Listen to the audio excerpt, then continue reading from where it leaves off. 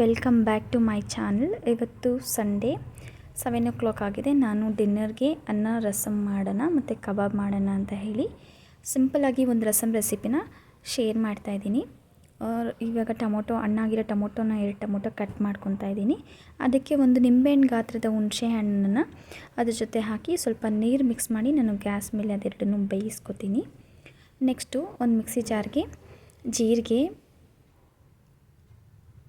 ಕಾಳುಗಳು, ಉದ್ದಿನಕಾಳು, ಕಡಲೆಕಾಳು ಮತ್ತು ಬ್ಲ್ಯಾಕ್ ಪೆಪ್ಪರು, ಬೆಳ್ಳುಳ್ಳಿ, ಸ್ವಲ್ಪ ಕೊತ್ತಂಬರಿ ಸೊಪ್ಪು ಮತ್ತು 2 ಒಣಗಿರೋ ಮೆಣಸಿನ್ಕಾಯಿನ ಈ ಥರ ನಾನು ಸುಟ್ಬಿಟ್ಟು ಮಿಕ್ಸಿ ಜಾರ್ಗೆ ಹಾಕ್ತಾಯಿದ್ದೀನಿ.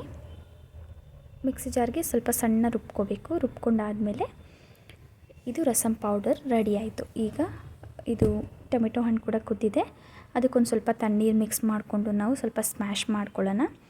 ಸ್ಮ್ಯಾಶ್ ಮಾಡಿಕೊಂಡು ನೆಕ್ಸ್ಟು ಹುಣಸೆಹಣ್ಣು ಮತ್ತು ಟೊಮೆಟೊ ಎರಡನ್ನೂ ಕ್ಲೀನಾಗಿ ಸ್ಮ್ಯಾಶ್ ಮಾಡಿಕೊಂಡು ಒಂದು ಬಾಣಲಿ ಇಟ್ಕೊಳ್ಳೋಣ. ಅದಕ್ಕೆ 1 ಟೇಬಲ್ ಸ್ಪೂನ್ ಅಷ್ಟು ಎಣ್ಣೆ ಹಾಕಿ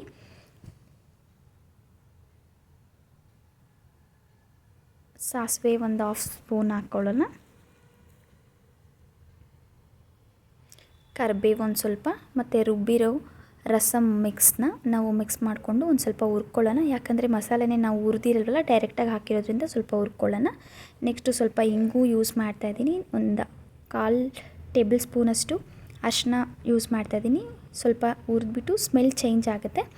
ಆವಾಗ ನಾವು ಮಿಕ್ಸ್ ಮಾಡ್ಕೊಂಡಿದ್ವಲ್ಲ ಹುಣಸೆ ಹಣ್ಣಿನ ರಸ ಮತ್ತು ಟೊಮೊಟೊ ಹಣ್ಣು ರಸನ ಹಾಕ್ಕೊಳ್ಳೋಣ.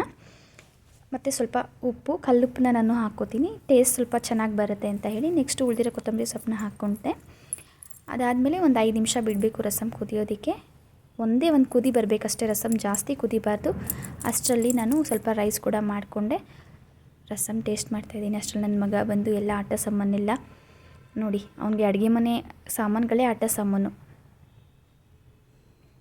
ಸೊ ಅನ್ನ ಮಾಡ್ಕೊಂಡಿದ್ದಾಯಿತು, ರಸಮ್ ಮಾಡ್ಕೊಂಡಿದ್ದಾಯಿತು, ಮತ್ತು ಕಬಾಬ್ ಕೂಡ ಮಿಕ್ಸ್ ರೆಡಿ ಮಾಡಿಟ್ಟಿದ್ದೆ. ಕಬಾಬ್ ರೆಸಿಪಿನ ನಾನು ನೆಕ್ಸ್ಟ್ ವೀಡಿಯೋದಲ್ಲಿ ಶೇರ್ ಮಾಡ್ತೀನಿ. Thanks for watching.